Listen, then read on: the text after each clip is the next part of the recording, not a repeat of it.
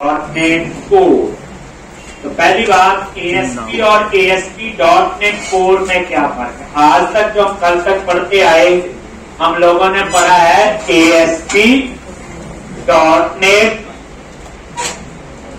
एक जो अब तक पढ़ा, अब हम पढ़ेंगे ASP.NET कोर। और एक मेजर डिफरेंस है जो आप समझेंगे कि ASP.NET जो एप्लीकेशन बनाते हैं, जो कल तक बना रहे थे, वो वहीं पे होस्ट होगी या वहीं पे रन होगी। वो सर्वर किसका होना चाहिए? माइक्रोसॉफ्ट। जैसे आपने प्रोजेक्ट बना लिया ASP.NET में, चाहे MVC यूज किया हो, जैसे भी हो, अब उसको कहां रखेंगे? सर्वर पे लाइव तभी होगा। तो वो सर्वर सिर्फ माइक्रोसॉफ्ट का ही होना चाहिए, क्योंकि वेब एप्लीकेशन सर्वर पे रन होती है। ASP.NET में बनती वेब एप्लीकेशन है, तो इसलिए ये उसकी कंडीशन है।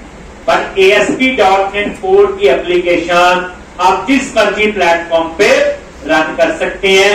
ASP.NET कोर जो है ये प्लेटफॉर्म इंडिपेंडेंट, ये क्या है? प्लेटफॉर्म इंडिपेंडेंट है। कौन? ASP.NET core. एक ASP.NET कोर जो है ये क्या आपकी प्लेटफॉर्म इंडिपेंडेंट।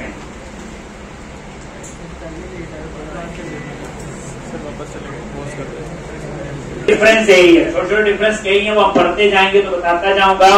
तो ASP.NET कोर जो है एक, इसकी एप्लीकेशन आप जिस मर्जी प्लेटफॉर्म पे, जैसे क्लाइंट के पास लाइनेक्स का सर्वर है वहां भी चल जाएगा, क्लाइंट के पास विंडोज का सर्वर है वहां भी चल जाएगा।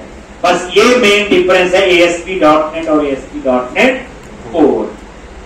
एक, अब ASP.NET में हम HTML हेल्पर यूज करते थे @HTML के साथ, इसमें हम HTML हेल्पर नहीं, यहाँ टैग हेल्पर यूज करते हैं। क्या यूज करते हैं?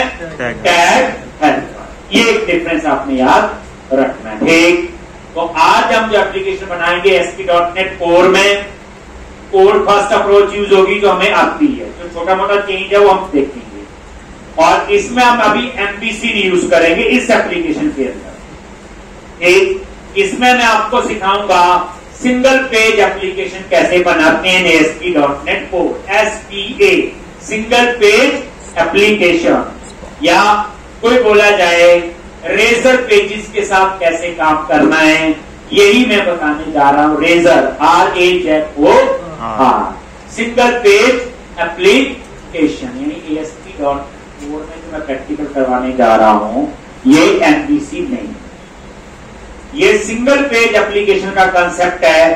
पहले हम ये पढ़ेंगे और उसके बाद जो मैं प्रोजेक्ट बनवाऊंगा वो हम ASP.NET core with MVC core ही हो। पर कई बार आपको बिना MVC की एप्लीकेशन बनानी पड़ सकती है, हम पूरी तरीका इसमें फॉलो करेंगे। तो ASP.NET कोर में सिंगल पेज एप्लीकेशन कैसे बनाते हैं, उसके अंदर रेजर पेजेस कैसे यूज करते हैं, एक इंटरेस्टिंग है। ये एक एप्लीकेशन होगी, 5-4 दिन लगेंगे एक, और इस एप्लीकेशन के अंदर भी पुराना यूज होगा और कुछ नहीं है। क्रिएट न्यू प्रोजेक्ट, और यहां पे आप लिखो ASP.NET कोर। क्या लिखोगे? ASP.NET core. अब कहानी चेंज है, कोर लग गया साथ में। और ASP.NET कोर का जो वर्जन है वो 5 है। अगर कोई बोले .NET 5 यूज करने जा रहे, क्या करने जा रहे? .NET 5, यह भी आएगा। तो यहां पे क्या करोगे? ASP.NET कोर, और ये फर्स्ट टेम्पलेट है ASP.NET कोर वेब ऐप दिखा रहा है। और ये C#, लाइनेक्स, देखो मैक, विंडोज सबके लिए है। एक C# और जब लाइनेक्स, मैक, कोर का ही तो फायदा है।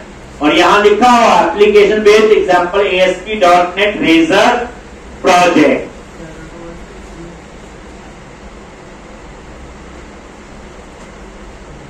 रेजर प्रोजेक्ट,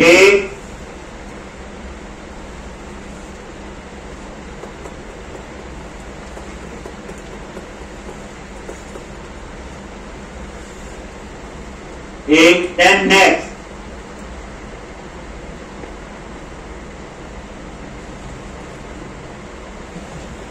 एक रेजर प्रोजेक्ट RAZOR, ठीक। ये जो हम एट द रेट लगा के सिंटैक्स लिखते हैं रेजर सिंटैक्स बोलते हैं, ठीक। देन नेक्स्ट, और यहां प्रोजेक्ट का नाम, तो web application 17 underscore razor underscore 1, एक। और कहां सेव करनी है, ब्राउज करके अब आप एक नया फोल्डर बना लो। वह ASP.NET MVC था, अब बना लो ASP.NET Core, लगे ना। पहले सिंपल ASP.NET MVC, अब बना लो ASP.NET Core। तो ये फोल्डर मैंने बनाया हुआ, यहां मत सेव करो, मर्जी है वैसे तो, पर प्रॉपर डिफरेंशिएशन के लिए फोल्डर बना लोगे ठीक रहेगा। देन क्लिक ऑन नेक्स्ट, इस पे क्लिक किया, नेक्स्ट,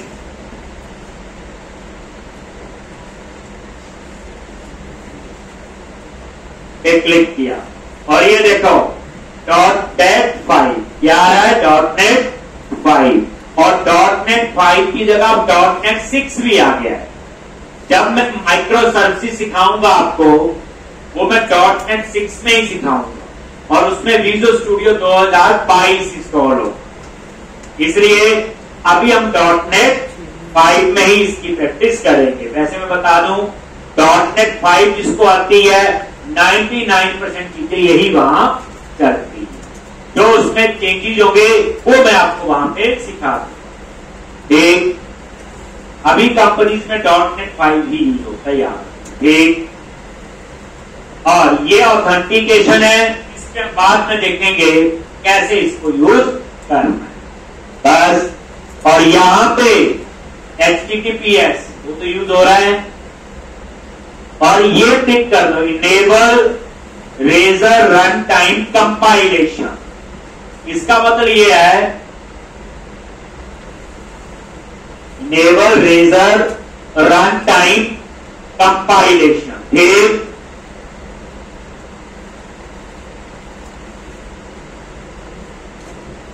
एक enable razor run time compilation, इसका मीनिंग क्या है, जैसे हम लोग पहले प्रोजेक्ट बनाते थे MVC में ASP.NET में, तो मैं क्या कहता था, अगर आप HTML में चेंज कर रहे हो तो प्रोजेक्ट को रनिंग रखा करो, ब्राउजर में उसको रिफ्रेश करो तो आउटपुट आ जाती हो, यदि रिफ्रेश नहीं, ये उसी के लिए, अगर ये टिक हटा दोगे तो आपका वो रिफ्रेश नहीं होगा, तो फिर आपको प्रोजेक्ट दोबारा से रन करना पड़ेगा। जैसे बताया हुआ, अगर C# के कोड में चेंज करते हो तो आपको प्रोजेक्ट दोबारा से ही रन करना पड़ता है, कोड में चेंज किया है। अगर प्रोजेक्ट रनिंग है आपका और सिर्फ HTML में चेंज किया है, तो ब्राउजर में वो प्रोजेक्ट की आउटपुट आ रही है, वहां से रिफ्रेश करो, आ जाते हैं, करते हैं हम लोग। लेकिन कोड के अंदर अगर आप चाहते हो कि HTML में चेंज करें और ब्राउजर रिफ्रेश करें तो आउटपुट आ जाए, उसके लिए आपको यहां पे टिक करना पड़ेगा enable razor run time compilation, एक। देन क्लिक, इस पे क्लिक, एक। अब आपको कुछ जाने पहचाने करैक्टर हैं वो चले जाएंगे, होती ना, तब दूसरा वर्जन आता है, पुराने कोई कैरेक्टर होते उसमें नहीं मिलते, तो इसमें ग्रुप नहीं होंगे, उसी तरह का काम करने के लिए और चीजें होंगी। अब आपका क्या है, सोल्यूशन एक्सप्लोरर में जाओ, वेब अकाउंट की इंतजारी चले, तो दुखी नहीं होना, उसकी जगह हम कोड कहां लिखेंगे, appsetting.js, बस आप इतना याद रखें, वो XML में थी, ये JSN में। XML थोड़ा पुराना है, JSN जो है वो लेटेस्ट, JS बताया ना, कहा API का थोड़ा समझ, ये बोलिए जावास्क्रिप्ट ऑनलाइन नोटिफिकेशन, एक JSON। आप देख लो, इतने दिन पढ़ के मैंने आपकी सिर्फ बैकग्राउंड बनाई है, पूरा बेस बनाया, असली तो आप शुरू हुआ जो आपको आगे प्रोजेक्ट के लिए चाहिए। अब आपको ये चीज अच्छे ढंग से समझ आएगी। जैसे अब मैंने कनेक्शन सी क्या होता है, क्यों बनाते हैं, क्या है ये पूरा मैंने बताया आपका। बस पहले वेब कॉन्फ़िगर लिखते थे, अब कहां लिखेंगे appsettings.jsn में। वो XML बेस थी, ये JSN है बस, और क्या है। XML भी एक फॉर्मेट है, ये भी एक फॉर्मेट है। पहले XML यूज होता था, अब उसकी जगह JSN यूज। यहां कनेक्शन सी लिखेंगे, वो कैसे लिखते होंगे बाद में देखते हैं। क्लियर। और यहां पे कॉन्फ़िगरेशन के लिए फाइल है स्टार्टअप आपकी यूज होती है, startup.cs। कोई भी हम चीज इंप्लीमेंट करेंगे अगर उसकी कॉन्फ़िगरेशन करनी है, ठीक, तो वो हम कहां करते हैं, startup.cs में। क्या कॉन्फ़िगरेशन करेंगे, जब करेंगे तब हम लोग सीखेंगे। एक ये नई फाइल है, और रन करने के लिए program.cs, जैसे C++ में होता था, मेन फंक्शन होता था, याद है, ये वही। इसका जब प्रोजेक्ट रन होता तो कहां से होगा, मेन से। C++ में पता होना चाहिए। एक ये वही, एक तो कंफ्यूज नहीं होंगे ये।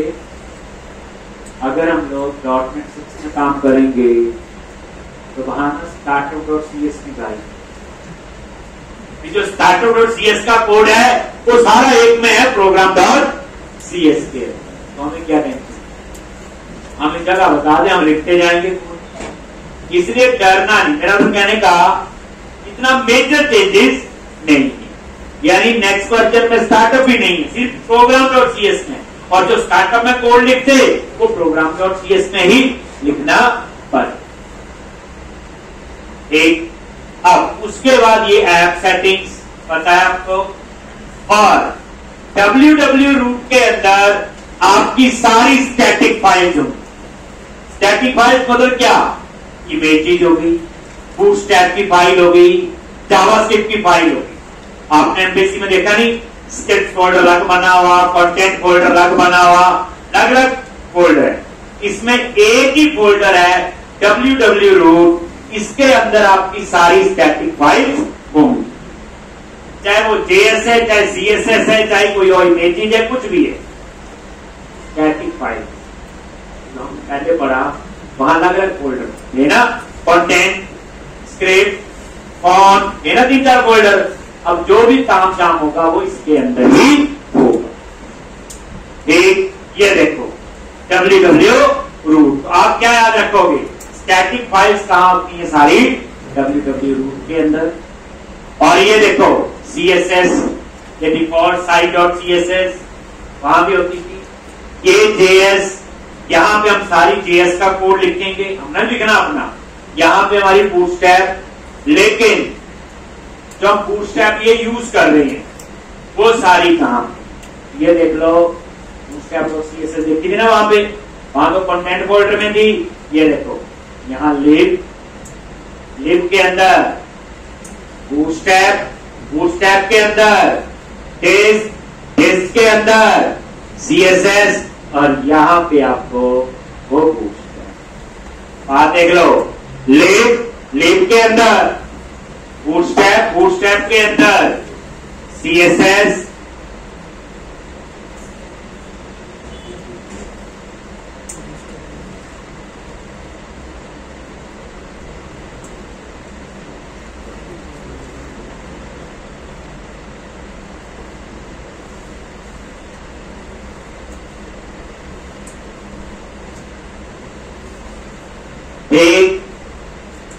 CSS, और यहां पे ये सारा कुछ ले रहे जी। तो bootstrap.css और ये सारा ले रहे हैं। क्या पाथ मिला, ये bootstrap का मिल गया और ये आपका bootstrap ले रहे जी। अगर jQuery है जो वहां थी तो ये सारी jQuery फाइल्स हैं, ये देखो लिस्ट के अंदर ये। और उसके बाद ये वैलिडेशन वाली याद है, वहां क्या था, एक स्क्रिप्ट फोल्डर में वैलिडेशन वाली थी, नॉन वैलिडेशन वाली भी वही थी, जो हम बनाते थे वो भी जैसे cascading.js। यहां क्या है, ये वैलिडेशन की फाइल हमारी अलग है। ये वैलिडेशन के लिए, ये देखो ये फाइलें हैं 4 जो वैलिडेशन में यूज हुई, वहां भी यही। अगर आप ढंग से नोटिस करें, उसमें देखें सेव फोल्डर में ये वहां थी, कुछ फाइल यहां मैच करेंगे। ठीक, एक काम करते हैं, उसका प्लेटफॉर्म कर देते हैं। इतना क्या दूर थोड़ी है, क्या नाम का प्रोजेक्ट का जो कर रहे थे, यही था ना। देखो यानी बस पता नहीं पुराने वर्जन में चीजें किसी और स्ट्रक्चर में पड़ी थी, यहाँ पे ओरिजिनल स्ट्रक्चर को मुश्किल नहीं बनाया, इन्होंने इजी बनाया। अब ये देखो, ये मैंने कल वाला प्रोजेक्ट खोला, अब यहाँ देखो, ये देखो स्क्रिप्ट फोल्डर है, यहीं पे वो jQuery मिन जो मैं दिखा रहा था अभी, यहीं पे वो वैलिडेशन वाली फाइल है सारी, यानी यहां सब कुछ एक ही फोल्डर में। इन्होंने वहां डिफरेंशिएट कर दिया कि नहीं, ये देखो जिसमें हम अभी कर रहे हैं काम, ये देखो यहां क्या है। अगर आप पूरे को मैं ऐसे क्लोज करता हूं, देखो ध्यान से, ये देखो wroot live, ये jQuery वो मेन फाइल जो थी, ये देखो, और वैलिडेशन वाली ये देखो, ये भी वैलिडेशन वाली है, ये देखो, और ये एक, ये सारी फाइल आपकी पोहा ले रहा है।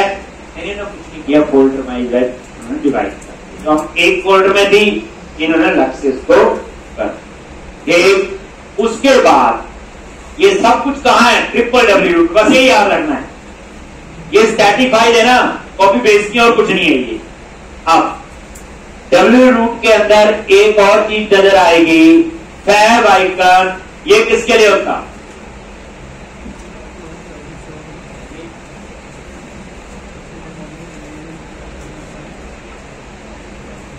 किसके लिए होता फैब आइकन,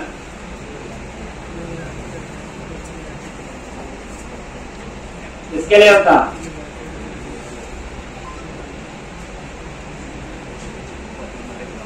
देखो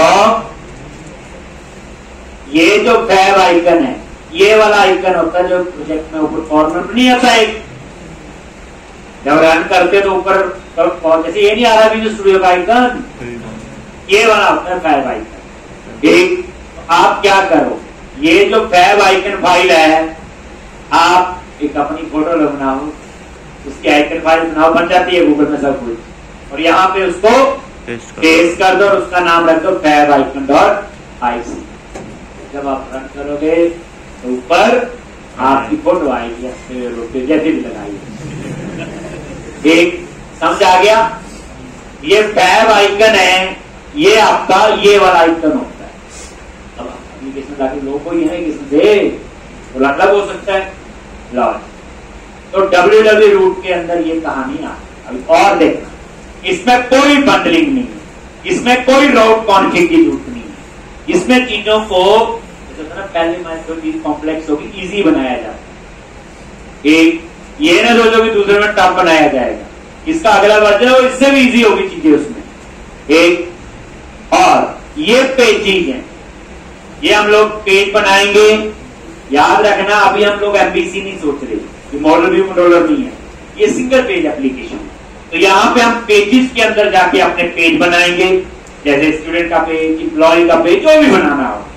ठीक, और इसके अंदर शेयर की कहानी तो आपको नजर आ गई, लाजी शेयर आ गया, और शेयर के अंदर आ गया आपका लेआउट, आ गया जी लेआउट, वही लेआउट है, देख लो, क्लिक करो, ये देखो वही वैसा सा लेआउट आ रहा, देखो रेंडर बॉडी वही सारा कुछ बताने की जरूरत नहीं खास इसमें, ये वही है।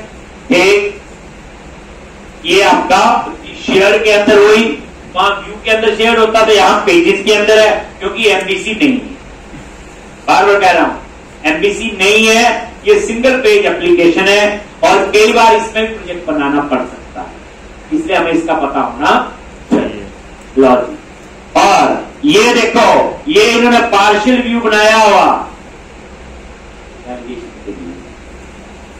ठीक, ये देखो ये पार्शियल व्यू मैंने बनवाए थे ना, आपको याद होगा। पार्शियल व्यू क्या है, डिजाइन की रीयूजेबिलिटी। तो ये देखो जब मैं इस पार्शियल व्यू पे क्लिक करता हूं, ध्यान से देखना ऊपर क्या नजर आ रहा है, बात आ रहे हैं, और ये कौन सी फाइल के पास आ रहे, वैलिडेशन। ठीक, बात तो वही। अब यही काम पुराने में हम क्या करते थे, बंडल। ये देखो, आपको थोड़ा सा ये ऐप स्टार्ट में बंडल कॉन्फ़िग होती थी। ये देखो, ये वैलिडेशन के लिए बंडल होता था और उसके अंदर ये सारी वैलिडेट वाली फाइल डालते थे। यहां क्या किया है इन्होंने, देखो बात पूरी हुई है। इन्होंने क्या किया, वो www रूट के अंदर दो जो वैलिडेशन वाली फाइल थे उसके पास दे दिए। एक, यानी हम वैलिडेशन के लिए अब हम इस फाइल को यूज करेंगे और इस फाइल के अंदर वैलिडेशन वाली JS फाइल इन्होंने बात बताया कि मैं कुछ नहीं कर रहा हूं, पहले समझ तो लें। एक ये वही आ गया, लेआउट वही है। अब उसके बाद व्यू इंपोर्ट, एक फाइल है व्यू इंपोर्ट। ये इसमें क्या होता है, आपके टैग हेल्पर होते हैं। क्या होते हैं, जितने भी टैग हेल्पर हैं, जैसे मैंने बताया इसमें HTML हेल्पर नहीं होते, इसमें क्या होते हैं, टैग हेल्पर। अब टैग हेल्पर देखने में कैसे होते हैं प्रैक्टिकल में अभी आगे बताऊंगा। बट व्यू इंपोर्ट किसके लिए होते, लिखा हुआ टैग हेल्पर्स। ये उसका पाथ है पूरा, जहां से वो टैग हेल्पर सारे उठाए। ये एक, और ये देखो, ये भी इसका तो पता है, इसमें पाथ आएगा लेआउट। ठीक, अब ये लेआउट तो आपकी यही है, शेयर के अंदर उठा लिया, वहां पर व्यूज के अंदर शेयर ये उठा लिया, क्योंकि वो यही तो पड़े हैं। तो व्यूज टैब तो आपको पता है, ये एरर वाला तो पेज इन्होंने बनाया हुआ, ऐसा हम भी बनाएंगे तब देखेंगे। एक, तो बाकी कुछ ज्यादा देखने की जरूरत नहीं। क्लियर है। अभी मैं एक बार रन करता हूं, ये मैं क्लोज करता हूं, कोई टेंशन नहीं, ये सारी चीजें बार बार यूज होंगी तो अपने आप ही हमारी प्रैक्टिस हो जाए। आप रन करो, बूटस्ट्रैप भी अप्लाई कर देंगे। अब वहां तो आता है, यहां भी आता है। अगर सिंपल फंडा बूटस्ट्रैप में जाओ, CSS कॉपी करो, लिब के अंदर जाओ, बूटस्ट्रैप के अंदर जाके बूटस्ट्रैप CSS पे डबल क्लिक करके उसे रिप्लेस कर दो, कहानी खत्म। अगर आपने अपनी बनाई है कोई फाइल बूटस्ट्रैप हाइफन ल्यूमन करके, उसको हम कहां चेंज कर देंगे, ये देखो, दिखाता हूं लेआउट में। ये देखो पेजेस के अंदर के शेयर और लेआउट, यहाँ पर बंडल तो लिखे हो। ये देखो स्टाइल शीट, सीधा पाथ दिया हुआ, क्या दिया हुआ, ले बूटस्ट्रैप बेस CS बूटस्ट्रैप, जो भी बूटस्ट्रैप वाली फाइल का नाम है, हमने जो नाम रखा हम वो लिख देंगे यहाँ। यानी यहाँ पे तो बंडलिंग फुडलिंग वाला कंसेप्ट नहीं। एक तो उसमें भी आते हैं, पहले एक बार इसको रन करके देखें क्या नजर आए। ऐसे आ रहा ना, एक, अब मैं चाहता हूं एक पेज बनाऊं यहाँ पे, जैसे होम प्राइवेसी और एक पेज बनाते हैं और इसको लिंक करते हैं, तो यही सीखते हैं। एक, तो क्या करोगे, लो जी, पेज कहां बनाने हैं, सबसे पहले सीखो पेजेस के अंदर, याद रखना कहां बनाने हैं, ठीक। मैं क्या कर रहा हूं, पेजेस पे जाके राइट क्लिक किया, न्यू फोल्डर, मैं एक अपना फोल्डर बना रहा हूं, ठीक, new folder,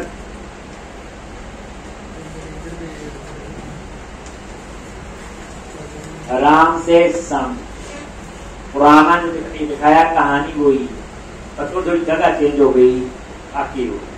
new folder, folder का नाम दे दिया बुक लिस्ट, कुछ भी दे सकते हो, बुक लिस्ट। अब मैं इसके अंदर एक रेजर पेज बनाऊं इंडेक्स के लिए, ठीक, कैसे बनाओगे, तो बुक लिस्ट पे राइट क्लिक किया,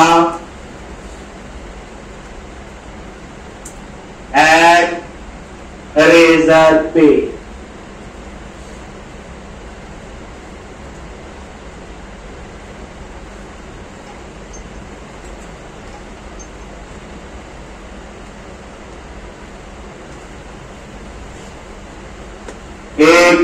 और रेजर पेज एम्प्टी, ठीक, और ऐड करो। ये देखो रेजर पेज, दोबारा देखो कैसे आए, बुक लिस्ट पे राइट क्लिक किया, ऐड रेजर पेज, ये रेजर पेज बना रहे, ठीक। जो नॉर्मल एमपीसी में पेज बनता है @ वाला, वो रेजर पेज ही थे, और ये रेजर का सिंटैक्स एमपीसी 3 में आया था।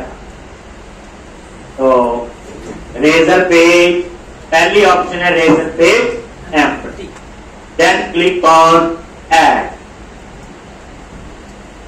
एक पेज ना फाइल ले, और ये देखो रेजर पेज, ये देखो रेजर पेज एम्प्टी, और नाम आ गया इसका index.cshtml। वही फिर मैं कह रहा हूं थोड़ी देर एमपीसी भूल जाओ, ठीक है, सच में नहीं, थोड़ी देर के आप ये ना सोचो व्यू होते कुछ होते, आप ये नई चीज पढ़ने जा रहे हो, सिंगल पेज एप्लीकेशन कैसे बनाती होता है, इसमें भी काम ऐड, ये देखो ये पेज ऐड, ठीक। अब इसकी 2 फाइलें हैं, वही index.cshtml और index.cshtml.cs, ठीक, ये बन। अब मैंने इसको एक्सेस करना है, तो रन करते हैं एक बार, ये कैसे एक्सेस होगा, तो यूआरएल में मुझे क्या लिखना होगा। अब यहाँ एमवीसी तो है नहीं, कंट्रोलर का नाम, एक्शन का नहीं, क्योंकि ये एमवीसी तो नहीं, कैसे एक्सेस करूंगा, सीधा /bookplace, फोल्डर का नाम क्या है, bookplace /index, जो आपका पेज हो गया, उसको मुझे लिखा ही नहीं है, तो इसलिए हमें कुछ भी नजर नहीं है। लेकिन यहां पे कंट्रोलर वाला कोई नहीं, सीधा क्या लिखा, बुकलिस्ट, फोल्डर का नेम और स्लैश क्या लिखा, देख लो, जो चीज नहीं है उस पर थोड़ा ढंग से देखो, बुकलिस्ट /index, जैसे हम लोग पेज का पाथ देते हैं, एमपीसी तो है ही नहीं, ठीक। अभी आप बोलोगे इसमें डॉट पाथ नहीं, पेज लिखा, तो बेसिकली इसकी आपने देखा होगा कि यहां पे ये इसका मॉडल बनता है, और F7 से ना इसके डिजाइन, ये डिजाइन, फिर F7 प्रेस करो, वापस मॉडल पे, वाइस वर्सा, ये डिजाइन HTML की, ये कोड होगा, शीशा होगा। एक्चुअल में है तो ये ना मॉडल क्लास ही बनाई है ना, मॉडल को चाकू थोड़ा है, मॉडल क्या क्लास है। ये देखो F7 आगे, यहाँ पे F7 शॉर्टकट की याद रख लो, ये नहीं याद रखनी, ये तो रखी था ऐसे, एक बढ़ गया, लिखे जी, चले आगे। अब आपने इस पेज को वहां एक्सेस करने के लिए पाथ बता दिया, लेकिन मैं चाहता हूं लेआउट में जाके उसका पाथ लिख दें। चलो कहां जाओगे, शेयर में गए और लेआउट, नेविगेशन जैसे, और वहां पे ऑलरेडी 2 बने हुए हैं, क्या, होम और प्राइवेसी। हम यहाँ एक और ऐड करते हैं, अब इनकी आदत पड़ चुकी है, li, यहाँ html.action लिंक की जरूरत नहीं, दैट इज HTML। अब आपको टैग हेल्पर की कैसे है, ये आपका भी यूज हो जाएगा, जैसे एंकर टैग, बताइए, ये एक क्लास, तो ये बूटस्ट्रैप की क्लास यही रख लो, ताकि डिजाइन में ज्यादा फर्क ना लगे, एक सा ही डिजाइन लगे, क्लियर है, ऊपर वाली देखी। और उसके बाद ASP आइकन, वहां हम लिखते थे एक्शन, देते थे ना एक्शन, बट यहां एक्शन नहीं, यहां आएगा पेज, और ये जो लिखा ASP icon page, that is tag helper, ये है टैग हेल्पर। और यहां पे पाथ आप लिखो, क्या लिखोगे, बुक प्लेस / क्या था नाम, इंडेक्स। एरिया अभी भूल जाओ, बाद में बताएंगे, ठीक। ये ASP पेज, और इसके इनर टेक्स्ट में लिख दिया जो टेक्स्ट हमें स्क्रीन पे नजर आए।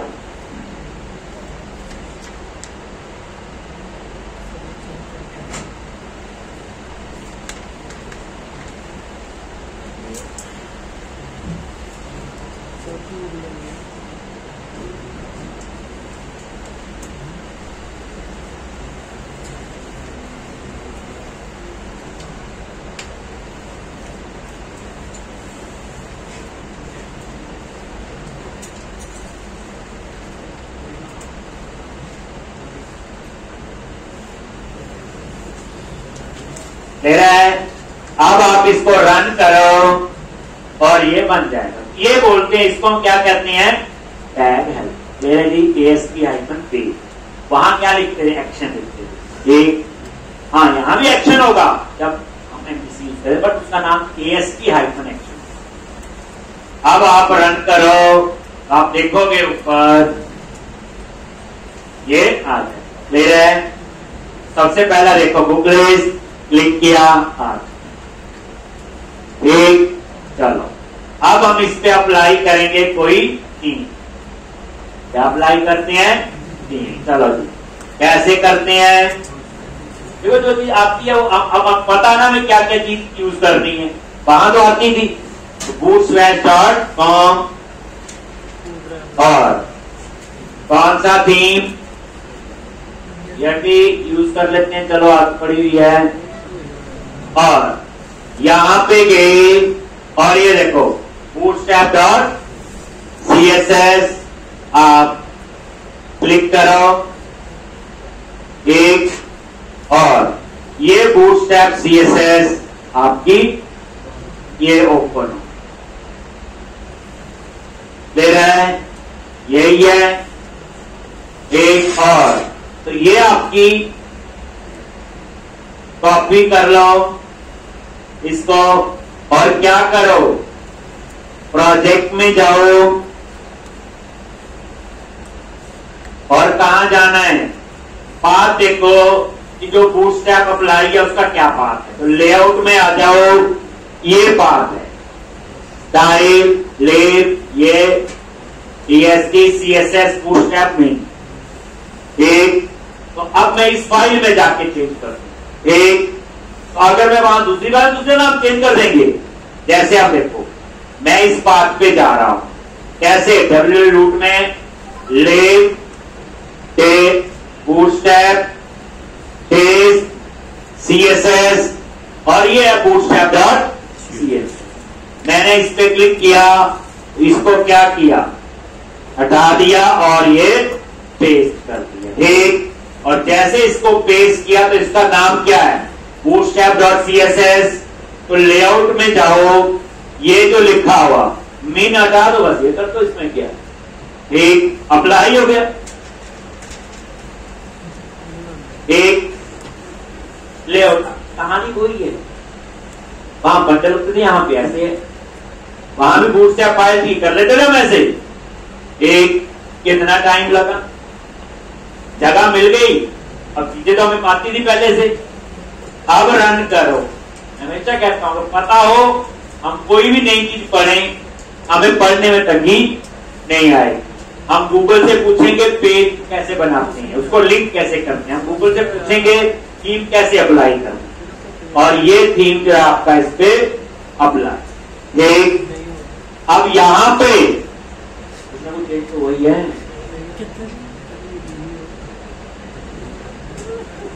रिफ्रेश नहीं हुआ, ये तो ठीक है, इसी में चेंज किया था हमने, ये देखो वर्जन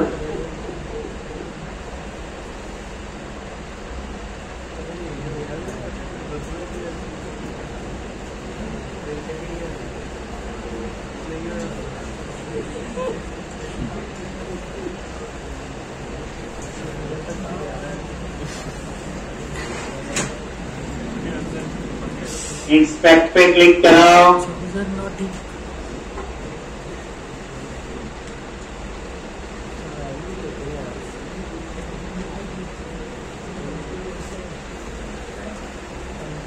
कोई एरर नहीं है,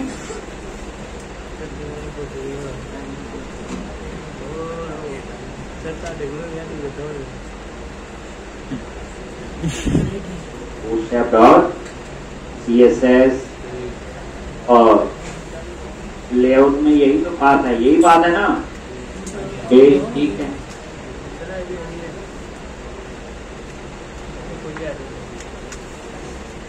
ये तो कंपाइल थोड़ी होगी।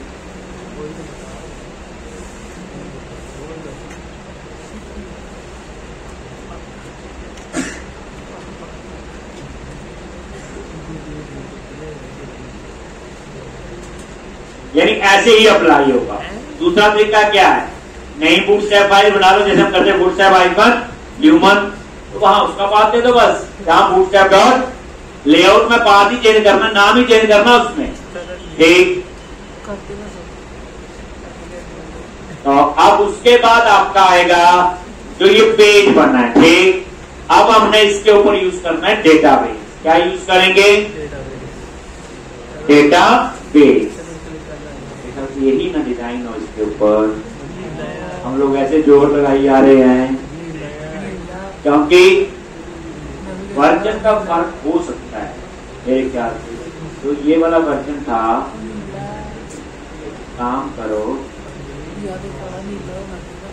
ये भी हो सकता है, ये तो देख लोगे ना एक बार। वर्जन 3 और निकल जाना चाहिए, लेटेस्ट वाला ही है। वहाँ 5 आ गया था है ना। चलो ये देख लेते हैं पहले, जो हम पहले करते थे यूज, है ना। वहाँ 5 आ रहा था, और यहाँ पे ये आ गया, कॉपी किया, और कहाँ पे बूटस्ट्रैप डॉट भेजा वो। हाँ सॉरी, यही थी ना।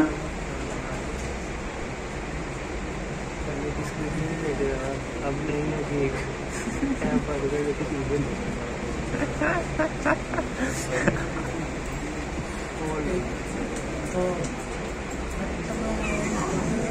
ये नहीं अप्लाई हुआ, देख लो।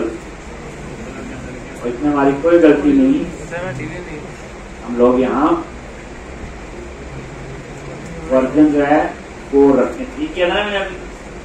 एमपीसी वो पुराना वर्जन था ना वाला, जो इसकी .NET का था, इसमें मेरे को लगता है ये 4 ये वाला चलेगा।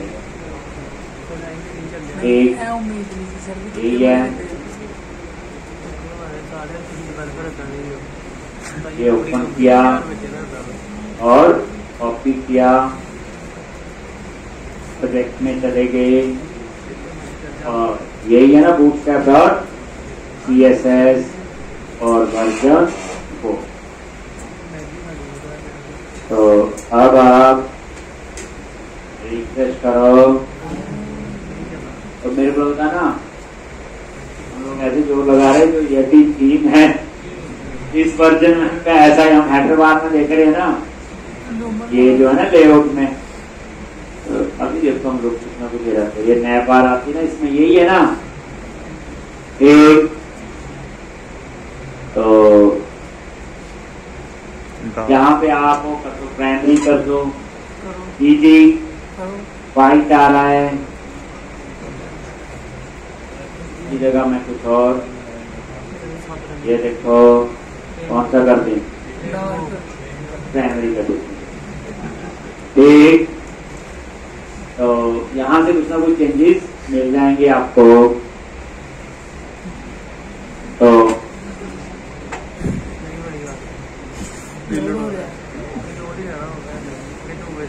चेंज हुआ है, फॉन्ट हुआ है, ठीक है। तो कोई गलती नहीं, जब ऐसे लगे रहे हम लोग बेसिकली जब पुराने में यूज करते तो एडवांस कलर चेंज होता था। ये कहते हैं आप चेंज, आपने देखा आगे ना बैकग्राउंड, इसको वाइट कर लो, इसको वाइट कर लो। कहां से करेंगे? ये देखो क्या किया, ये प्राइमरी कर दिया, ये है, ये जो नीचे लगे हुए हैं इनको, ये देखो ना क्या आ रहा है, डार्क, ये देखो इसमें क्या है इतना, वो भी चेंज तो हम भी थोड़ी बहुत करी लेते काम। अब देखने में वो थोड़ी बहुत ट्राई कर लेनी होती है अपने आप, और वो टेक्स्ट जो है वो चेंज होना हो गया, चेंज नहीं। इसका भी करना है, क्या करना है, अच्छा नहीं लग रहा, इसको हटा ही दो। कहाँ लिखा हुआ है? यही है ना, ये वाला।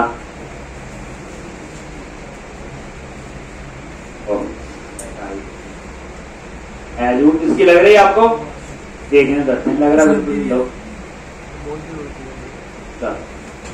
अब आपका तो कहने का मतलब ठीक है, अप्लाई हो रहा है, ठीक पता चल जाता उससे फोन फून से भी। लो क्लियर है, और बुक लिस्ट पे क्लिक करो, आ रहा है। क्लियर है, तो देखना ना, तो मैंने चेंज किया लॉजिक थोड़ा ये।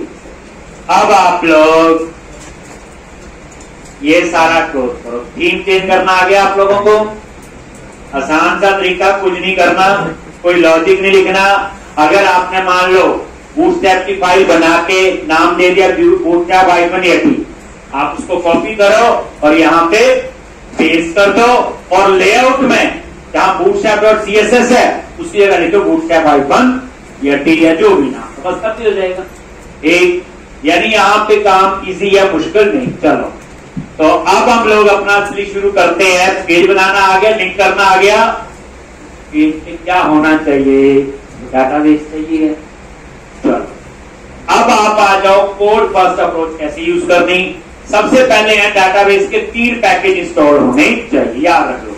जब भी डाटाबेस यूज करना है कोड फर्स्ट अप्रोच 3 पैकेज आपके इंस्टॉल होने चाहिए। पहले हम एक ही करते थे, एंटिटी फ्रेमवर्क। इस बार 3 चाहिए, entity framework core, entity framework का ही कोर का ही टूल और एसक्यूएल सर्विस। इतना होगा तब लिख लेना। ठीक कैसे करते हैं बोलो? टूल्स, नगद, वही नगद पैकेज सोल्यूशन फॉर, वही सेम, और यहां पे ब्राउज पे गए और यहां लिखो एंटिटी EF लिख दिया तो एंटिटी फ्रेमवर्क समझ लिया। और पहला ही पैकेज अब एंटिटी फ्रेमवर्क कोर है, ये चूज करना, एंटिटी फ्रेमवर्क कोर। डाटाबेस के लिए 3 पैकेज लिख लो और यहां प्रोजेक्ट चूज कर लो, ये टिक कर दिया प्रोजेक्ट, यही है प्रोजेक्ट हमारा। और उसके बाद ये लिखा है नॉट इंस्टॉल, और ये वर्जन, अब ये वर्जन लेटेस्ट उठाया उसने 6.NET 6, लेकिन हमारा तो अभी .NET 5 है, तो हम इससे पहले वाला यूज करेंगे 5 का जो लेटेस्ट है 5.0.7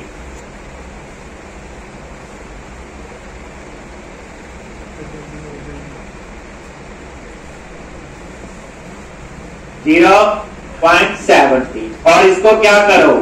इंस्टॉल कर दो। ठीक, लेटेस्ट है ये 5 का, 6 नहीं कर रही है, जब 6 करेंगे तब हो जाएगी। और IACEPT, तो एक पैकेज आपका इंस्टॉल हो गया।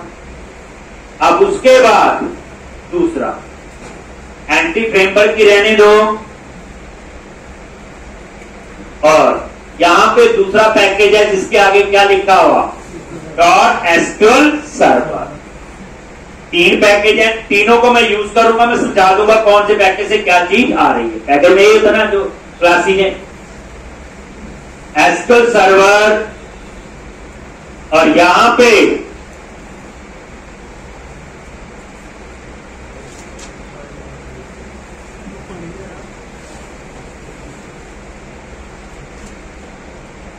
और यहां पे 5.0.7, और यहां पे इंस्टॉल।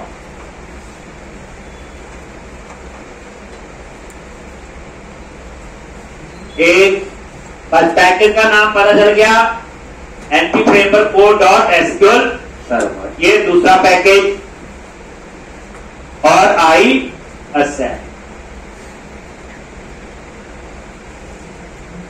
और उसके बाद तीसरा ये टूल्स, इसके पीछे क्या लिखा हुआ? टूल। सेम वही anti framework core dot tool, 3 हो गए ना, anti framework core, anti framework dot SQL server, anti framework dot, और यहां पे क्या चूज करोगे? 5.0.17 इंस्टॉल। ठीक, और ये आपका इंस्टॉल हो गया।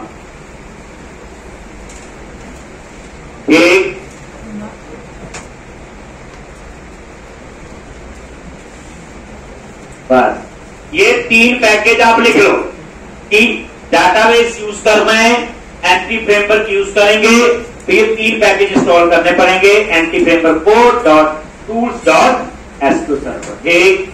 और ये पैकेज इंस्टॉल हुए चेक करना है। वहां कैसे चेक करते थे पुराने में, जल्दी बोलो, यहां तो है ही नहीं पैकेज।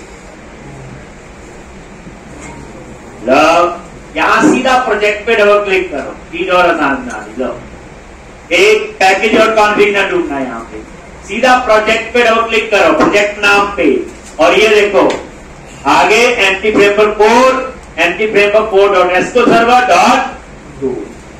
फर्स्ट स्टेप क्लियर हो गया जी। वहां एक पैकेज है, यहाँ की। अब हम कनेक्शन सिंक लिखेंगे, वहां वेब कॉन्फ़िग में लिखते हैं, यहाँ पे ऐप सेटिंग डॉट जेएसएन, बस ये बात। ठीक, सिंटैक्स क्या होगा, चलो जी चलते हैं। ये तो पैकेज देखना था, इसमें क्या करना था, ये फाइल है ऐप सेटिंग डॉट जेएसएन। आगे अब देखो, पहली बार पढ़ा तो बड़ा बताया क्या होता, कनेक्शन सिंक क्यों बनाते हैं, क्या है, अब पता है, अब तो लिखना है। तो जो जेएसएन होती है उसमें हमेशा इंफॉर्मेशन की पेयर में होती है। किसमें होती है, की पेयर में। जैसे ये लॉगिन की है, ये की है, ये की है, और ये इनकी वैल्यू है, तो ये की पेयर में वैल्यू को स्टोर करता है। जैसे एक्सएमएल जो टैग होते थे ना, कनेक्शन सिंक लिखते थे, अब यहाँ पे तो सबसे ऊपर आ जाओ, कर्ली ब्रैकेट लगी हुई है, उसके अंदर जो भी होगा केस सेंसिटिव होगा। अब डबल कोट्स, ये देखो आ गया कनेक्शन सिंक, लिखा हुआ डबल कोट्स में लॉग, और ये आ गई कर्ली ब्रैकेट लग गई। दोबारा देखो कैसे आया, सबसे ऊपर चले गए लॉगिंग के बाद, कर्ली ब्रैकेट सबसे ऊपर एक स्टार्ट है, उसके अंदर यहां पे डबल कोट शुरू किए, और ये कनेक्शन स्ट्रिंग, और इसके अंदर अब आपने क्या करना है बोलो, और यहां पे कॉन एसटीआर लिखते थे वहां पे, और यहां पे कॉलर, वही कहा नाम देते थे हम भी ऐसे, तरीका उसका अपना था। तो ये कॉन एसटीआर क्या की है। अब सबसे पहले हम सर्वर का नाम देंगे, लॉजी, क्या लिखते हैं जो सर्वर का नाम होगा, क्या लिखा हो मेरे लैपटॉप पे, डेव स्लैश एसक्यूएल एक्सप्रेस।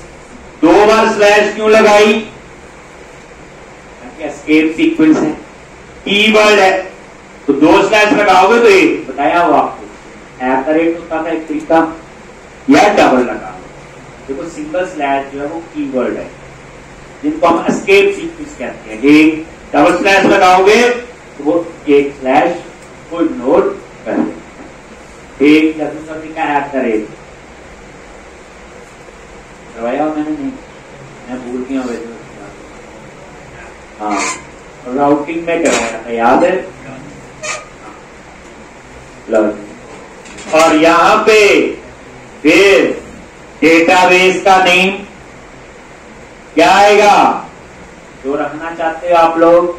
मैंने बोला जी DB _ रेजर _1, भी नाम हो सकता है।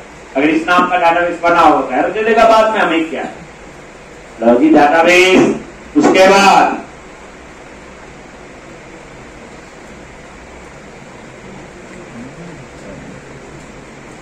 इंटीग्रेटेड सिक्योरिटी ग्रुप,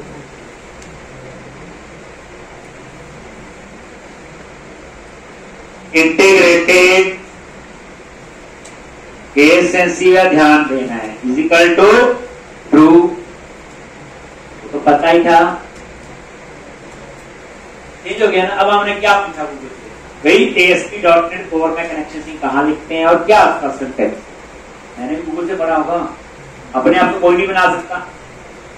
तो मेन मकसद ये होता है एक बार कोई चीज आपके ढंग से, हमें वही चीज ढूंढनी होती है, गूगल से हमारा टाइम बच जाता है।